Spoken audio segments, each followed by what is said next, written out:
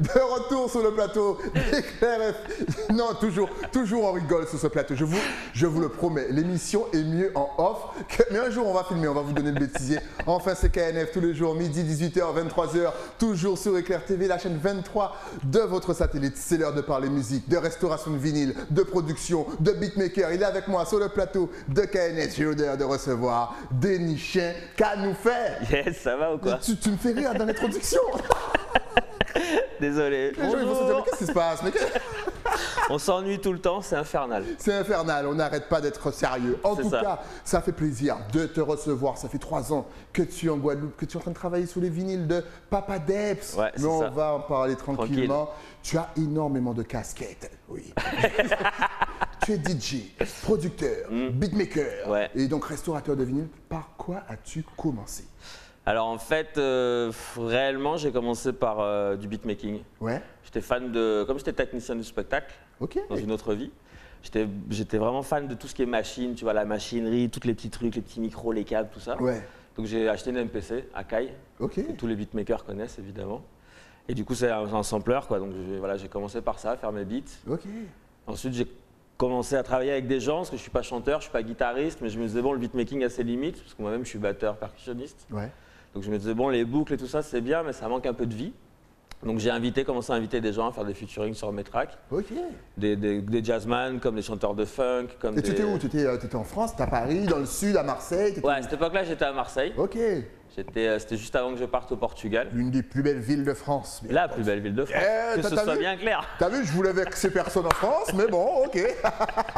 Pas de soucis, allez l'OM en tout cas. Ouais, c'est ça. Et du coup, j'ai commencé comme ça, et puis j'ai commencé à faire des albums avec des gens, des featuring, mélanger en fait la machine, les boucles et puis les… Mais c'était quoi les influences musicales? C'était quoi le style déjà à l'époque? C'était quoi? De jazz, pop, hip-hop? Ouais, je faisais plutôt du jazz hip-hop moi. J'aimais bien le jazz hip-hop, un peu lounge, un peu cool.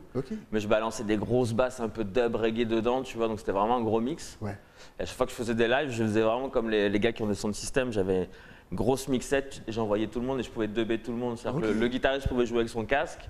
Moi, je le coupais en façade et je faisais les morceaux et les breaks en live. On sent que c'est ta passion, toi. Ouais. Et justement, cette passion, tu me disais, tu as fait énormément voyager? Oui, mais j'ai passé une vingtaine d'années à voyager.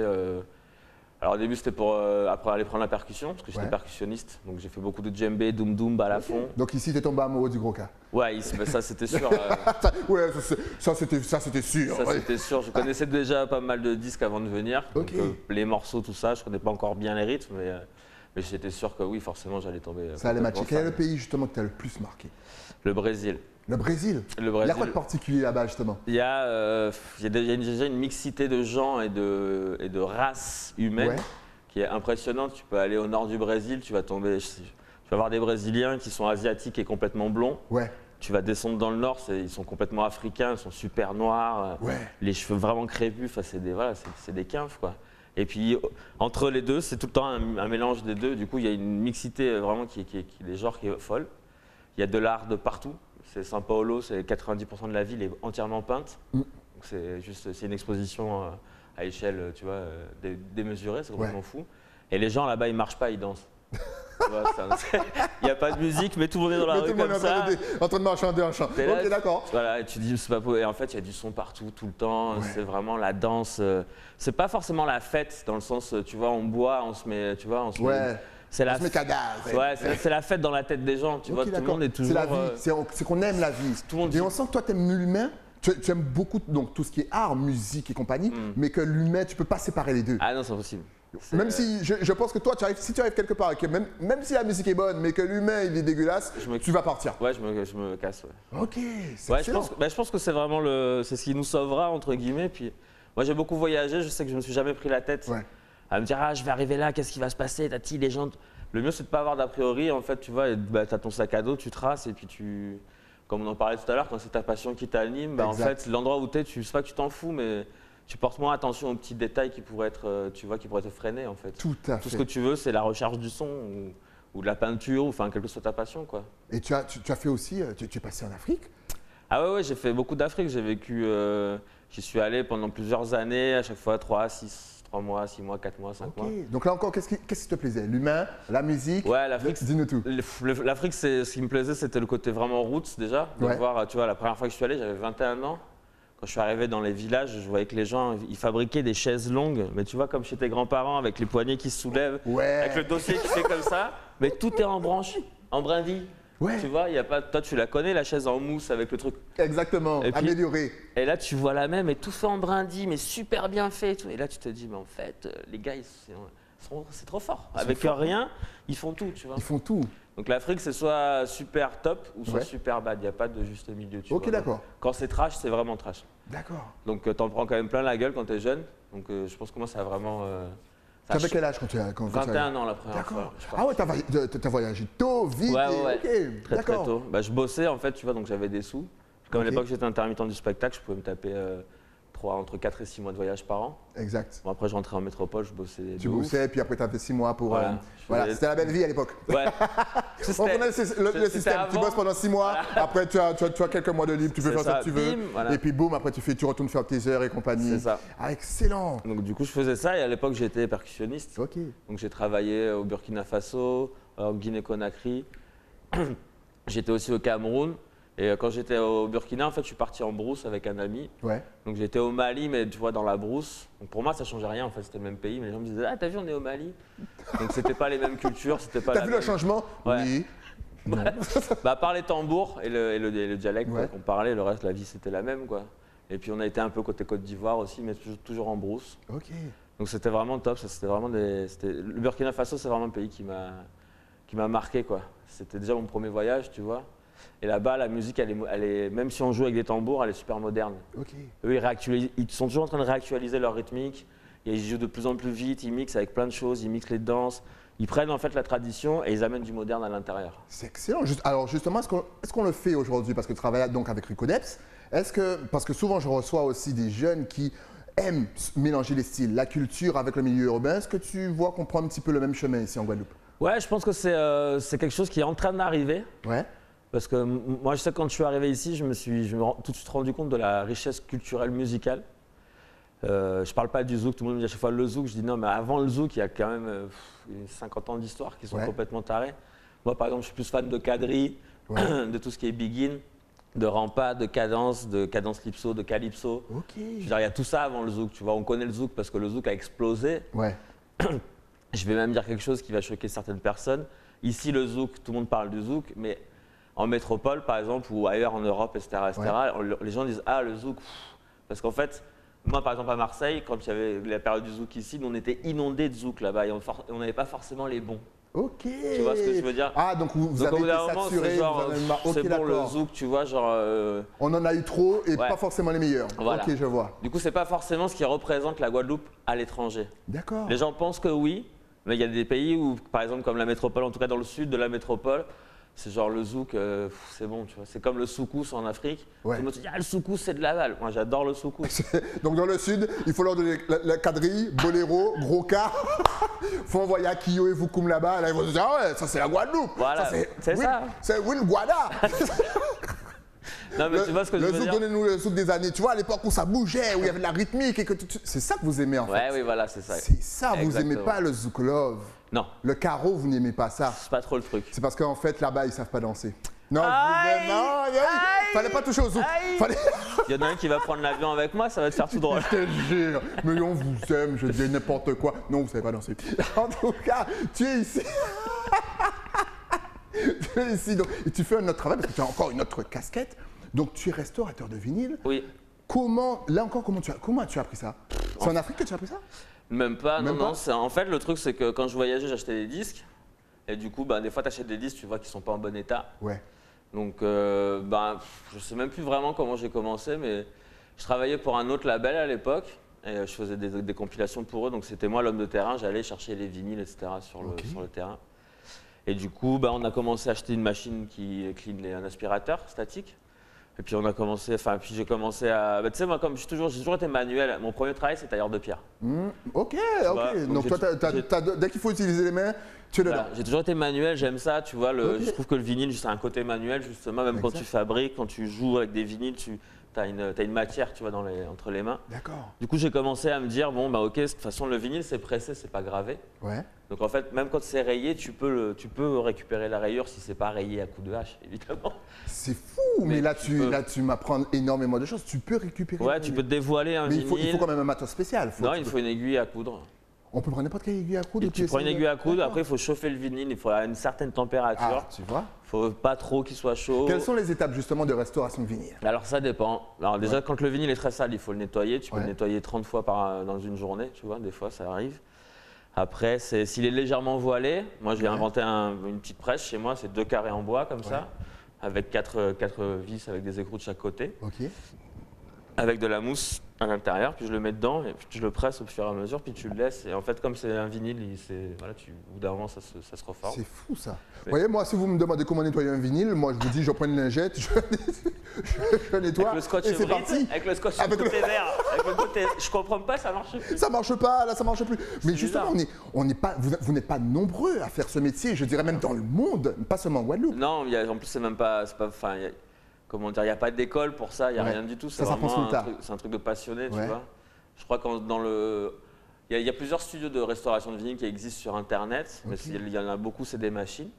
Donc les vrais seuls, il y a 3 studios en fait comme nous dans le monde. Ok. Voilà. Et donc là, tu es en train de travailler justement donc, sur tous les vinyles d'Henri Debs. Ouais. Ça te prend combien de temps? Tu as commencé quand? Est-ce que tu as presque fini? Est-ce que tu as terminé? Qu'est-ce qu'on pourra faire après? Est-ce qu'on pourra les racheter? Est-ce que ça sera pour, je ne sais pas, une vente aux enchères? Dis-nous tout. En fait, on est en train de digitaliser tout le catalogue. Ok. Donc j'ai commencé il y a 2 ans. En 2 ans, pour te donner une idée, j'ai fait 49 albums et 50-45 tours. Wow. Parce que en fait, je nettoie tous les disques. Donc imagine que la collection, parfois, il y a 3 ou 4 copies de chaque album. Ouais. Donc je nettoie toutes ces copies-là pour pas nettoyer qu'un seul et puis à la fin me dire, ah, en fait, c'est lequel qui est propre. Donc c'est tout d'un seul coup, forcément. Et ensuite, je les écoute. S'il y a 4 copies, je suis obligé d'écouter les 4 copies parce que je prends la meilleure pour enregistrer. Et là, niveau musique, tu dois te faire plaisir. Ouais. Ah, là c'est ça que tu aimes, ça. Oui. Mais bon, des fois, quand tu écoutes 4 fois le même album de la journée… Ça arrive à toutes les musiques. Voilà. Même quand un chanteur, c'est ton pote, au bout d'un moment, au bout de la 100e écoute, tu lui dis, tu sais quoi, j'en ai un petit peu marre de ton morceau. T'as pas un autre tube? T'as pas un autre tube? Tu peux pas écrire une autre chanson, s'il te plaît? Et donc, t'as presque fini? Non, carrément pas. Là, j'en suis à… on va dire que… T'en as encore pour 5 ans? Ouais, je pense qu'il y en a à peu près pour 5-6 ans. C'est fou. On pensait que ça irait plus vite avec Rico, mais… parce qu'il y a des fois, tu vois, par exemple, la semaine dernière, j'ai nettoyé un disque 25 fois dans la journée. 25 fois? Ouais. Parce qu'en fait, le truc, c'est que si tu le nettoies une fois, et puis il y a des craquements, il y a plein de bruit et tout ça, en fait, au final, je vais passer plus de temps à nettoyer version digitale avec des plugins dans le logiciel, etc. Alors que je me dis, si je le nettoie 24 fois et qu'à la fin, il sonne quasi clean, niveau digital, je vais avoir moins de temps et ça déformera moins le son original. Est-ce que tu travailles aussi avec des particuliers? C'est-à-dire que là, effectivement, on le répète. Et d'ailleurs, on salue toute l'équipe de Rico Debs, Mr. Funky. Big up. Yeah. J'adore. J'adore. Justement, est-ce que si un particulier a des vinyles, parce qu'ici en Guadeloupe, on a énormément de vinyles, on adore la musique, et forcément avant, c'était les vinyles. Forcément. Et forcément, il y a des téléspectateurs qui ont envie de restaurer leurs vinyles. Est-ce qu'ils peuvent te contacter? Bien sûr, ou est-ce que tu travailles qu'avec des grosses maisons de disques ou Non, on fait les deux. C'est l'idée avec Rico, justement. En fait, moi, je suis venu ici pour un travail personnel de récupération de vinyle, en fait. Donc moi, déjà, je récupère parce qu'il y a plein de gens qui les jettent. Exact. Plein de gens qui ne savent plus quoi en faire. Bon, moi, je récupère tout. Donc, si vous avez des vinyles, n'hésitez pas. Et après, avec Rico, l'idée, c'est vraiment d'avoir justement le studio de restauration. Donc, l'idée, c'est que les gens peuvent venir. Ils me laissent leur collection, leur bac, leurs disques, un disque, 2 disques, 100, 400, enfin voilà. Et puis après, on fait du sur-mesure, suivant le travail qu'il y a à faire. Et puis voilà, et puis comme on dit ici, on va parler. On va parler, c'est vrai, on dit ça beaucoup. Qu'est-ce qui est mieux toi en tant que, voilà, on va dire, je vais pas dire technicien, mais voilà, tu es très manuel et compagnie, tu as toujours pratiquement été dans la musique. Pour toi, qu'est-ce qui est mieux? Est-ce que c'est justement le son qui sortait du vinyle avec le petit grésillement? Tu sais, un petit peu comme on entendait en sound system, dès que l'aiguille se pose, voilà, tu connais déjà. Ah oui, ça donne des frissons, les anciens. Ou est-ce que tu es plus, voilà, fan de MP3, CD? Bon, forcément, la technologie a pris le pas. Tu es quoi? Tu étais plus amateur de quoi? En fait, moi, j'aime le bruit du vinyle. Ouais. Mais parce que moi, j'avais un sound system avant, on faisait nos propres enceintes. Qui s'appelait? Jumping Lion Sound System. Ok. Enfin, je jouais avec eux, ils avaient un gros son. Et en fait, moi j'aime bien le premier. Ouais. Quand c'est bien fort, par contre. Exact. tu sais que la basse, elle va arriver. Eh oui, non, non, non, non, non, non. Tu dis, voilà, c'est que l'aiguille. Oh là là. C'est que l'aiguille. Ouais. Oh, vivement le reste. Donc moi, j'adore quand c'est en vinyle. Ouais. Après, moi, je suis DJ aussi, tu vois. Ok. Et du coup, en fait, je me suis rendu compte parce que j'ai fait énormément de dates dans Ouais. ma vie. J'ai joué dans des gros clubs, j'ai joué dans des gros festivals, dans des petits bars, dans des petits… J'ai vraiment fait tout style de formule Ok. et de format. Et en fait, jouer avec le vinyle, il y a des gens, alors c'est des puristes qui vont te dire « Ah mais machin, sinon t'es pas DJ ». Moi, je sais que comme je suis producteur, je cherche un son. Ouais. Donc vous avez certains vinyles, j'aime les morceaux, mais ils ne sonnent pas comme j'ai envie. Exact. Du coup, en live, suivant la mixette que tu as, bon, tu peux toujours régler comme tu as envie, mais ça dépend toujours après de, tu vois, la platine, si elle est en bon état, de l'aiguille que le mec il va te donner dans son club. Tu as tellement en fait de paramètres que moi, je me suis dit, au bout d'un moment, si moi je veux avoir un son qui me correspond, Ouais. et en fait, il faut que je le produise avant. Ok. Donc moi, je me suis mis à jouer avec les tractors et des choses comme ça. Mais ce que je fais, c'est que j'enregistre mes disques, je les pré-masterise et je mets le son, ma couleur à moi. D'accord. C'est-à-dire que par exemple, si un jour les gens vont écouter mon label ou les choses comme ça, ou la dernière compilation qu'on vient de sortir des rééditions d'Ebs, le son, j'essaie de ne pas dénaturer le son original, mais je donne le son de mon label. Parce que moi, je l'entends de certaines façons, toi tu vas l'entendre d'une autre façon. Si Ouais. toi tu produis un disque et moi aussi, on va pas avoir la même couleur de son parce qu'on n'a pas les mêmes oreilles, c'est Exact. normal. Donc moi, quand je joue DJ, il y a plein de gens qui viennent me voir à chaque fois qui me disent « Ah mais c'est quoi ton remix ?» Je dis « Bah c'est pas un remix frère, c'est l'original. » « Putain mais ça sonne de ouf !» Tu vois, je leur dis bah, c'est parce qu'en fait, moi je travaille ça. Ouais. En fait, moi, du coup, j'utilise le digital dans ce sens-là. Je trouve que c'est un très bon outil parce que c'est… sinon, les vrais DJ comme ils faisaient avant, et les gars, ils réenregistraient sur tape, ils faisaient un master et ils faisaient presser un vinyle comme DJ Shadow, ils faisaient presser tous ses vinyles pour ses lives. Exact. Ouais, mais sauf que ça te coûte 1000 € par disque, quoi. Mais même avant pour les DJ, quand il fallait acheter un vinyle, les gars économisaient mais pendant des mois pour acheter un vinyle. Mais Ouais, ça, c'est les passionnés du son. Un jour, on vous en parlera. C'est une histoire que les moins de 20 ans ne peuvent pas connaître. C'est ça. On écoutait sur cassette, nous, Ouais. avant, on faisait toutes les listes des morceaux, parce que des fois en son de système, on n'entendait rien. Exact. On faisait, le gars, il disait quoi? Lucky You, ah, ça doit être Lucky You, le titre. Après, on a un pote qui bossait en Angleterre, on lui filait le papier, en mois de juillet, on lui filait toute la thune qu'on avait, on attendait septembre qui rentre. Oui, parce que forcément, c'est l'Angleterre qui avait tout. Mais oui. Ah oui. Et tu continues à mixer justement. Oui, oui, bien sûr, bien sûr, bien sûr. D'ailleurs, tu as une chaîne YouTube, on va donner l'adresse à la Voilà, fin. on a une petite chaîne YouTube où, où tu publies des mix. voilà, je publie des mix parce que j'ai une émission, une résidence à la BBC Ok. avec Gilles Peterson en D'accord. Angleterre, donc c'est quand même c'est quelque chose assez gratifiant. Donc j'essaie Ouais. de faire des mix de musique antillaise, on va dire, mais des choses assez pointues, assez musicales, assez jolies. Des choses qui ne sont pas forcément écoutées même ici par les gens parce que c'est des choses que je fouille dans des milliers de disques. Donc Ok. voilà. Après, j'ai une petite résidence sur une radio qui s'appelle Pignata à Montpellier et une autre radio qui s'appelle Nebula en Bretagne. Montpellier, l'une des plus belles villes de France. Après Marseille. Donc ouais, je mixe un peu, je fais des choses comme ça. Bon, avec la situation actuelle, évidemment, Ouais. ça fait longtemps que j'ai pas mixé, mais normalement, je fais une tournée d'hiver et une tournée d'été en métropole Excellent. et en Europe. Mais tu dors quand? Parce que tu restaures, tu produis, tu fais tu mixes, tu publies, tu dors quand? Bah, juste avant le surf. Ok, parce que tu surfes aussi. Et oui, en même temps, il est en Guadeloupe, les gars. Et oui, il y a des vagues, il y a des spots. Ouais, c'est ça. Il y va. Quels sont tes projets justement pour 2021? Bah, Est-ce que tu as de la place déjà pour mettre d'autres choses dans ton planning? Oui, oui, en fait, j'aimerais bien organiser ici des soirées que je traîne, on va dire, depuis pas mal d'années, que j'ai joué un peu dans le monde entier, qui s'appelle les Tropical Clubbing. Ok. D'où l'idée, en fait, justement, c'est exactement ça, c'est on joue que du clubbing d'antan. D'accord. C'est-à-dire qu'on joue… Ça va plaire aux gens, ça. Bah oui, on joue que des… je vais te sortir des grosses cadences, tu vois, des cadences Lipso, du rampa qui tape. Ouais. Tu vois, des trucs où les gens ils disent « Ah ouais, mais en fait, c'est vrai que c'est dance floor. Tu vois? C'est vrai qu'on bouge dessus. Ah oui. Parce que dès que c'est remasterisé et que ça pète un peu et que tu sais comment le faire sonner, et surtout tu connais l'histoire que tu vas raconter, parce que pour moi un mix c'est ça, c'est une histoire que tu racontes. Exactement. C'est-à-dire que moi je peux passer du Brésil à l'Afrique en venant à la Guadeloupe, mais si t'as pas si tu connais pas bien un morceau par cœur, un jour il y a un pote à moi, il m'a dit un bon DJ, c'est un gars qui sait où couper son son. C'est pas un mec qui sait mixer deux morceaux ensemble, c'est un gars qui sait où couper le son et quoi mettre après. Tu écoutes les paroles justement pour faire… Ouais. Écoutez les conseils. Vous voyez, il voyage à travers le monde, il a travaillé dans la musique. Écoutez ses conseils. Ne mixez pas n'importe comment. Non, le chanteur, il dit des choses. Vous pouvez pas couper au milieu de la phrase. Non, c'est pas possible. Il y a des gars aussi des fois qui mixent en tempo, c'est joli, tu vois, mais genre ils mixent pas dans les mêmes tonalités. Donc ça pour moi, je préfère que tu mixes pas en tempo parce que tu te dis bon, le gars il pratique pas assez, tu vois, c'est pas grave. Mais un gars qui mixe au tempo et qui te mixe deux trucs, tu sais, ça fait… Et là, je dis, vas-y, change, s'il te plaît, change. Merci. Il y a des gens qui ne comprennent pas qu'en soirée, souvent, on fait des grimaces et compagnie. Mais ouais, c'est qu'on a remarqué des petites choses. Mais voilà, il faut être professionnel comme Denis Chen. D'ailleurs, si on veut te suivre, te contacter, ou même écouter tes mix, ou même t'amener des vinyles pour la restauration, est-ce que tu es connecté sur les réseaux sociaux? Est-ce que tu as Instagram, Facebook, un site internet, un lien YouTube? De toute façon, ça va s'afficher. On a tout. Juste là. Ok. Trop fort, les gars. Eh, tu vois la technologie, on essaie d'être à ton niveau, écoute. Alors partout, c'est Denis Chen, en tout cas c'est facile. Voilà. Il y a deux Insta.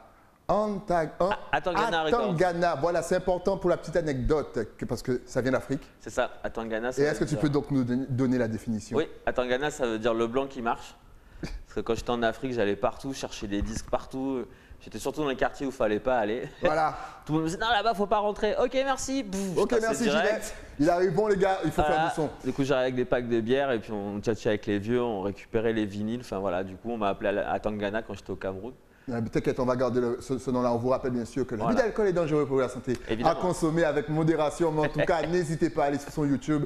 Il met des mix, vous pourrez écouter. Allez sur le Facebook aussi, allez sur Instagram, likez, partagez. On vous rappelle qu'il est en train de restaurer bien sûr tous les vinyles d'Henri Debs. Donc vraiment là, vous aurez de quoi manger, déguster. Merci pour ce travail que tu fais. Merci d'être passé sur le plateau. Avec plaisir. Dès que tu veux revenir, parce qu'on n'a même pas encore vu la moitié de ta vie.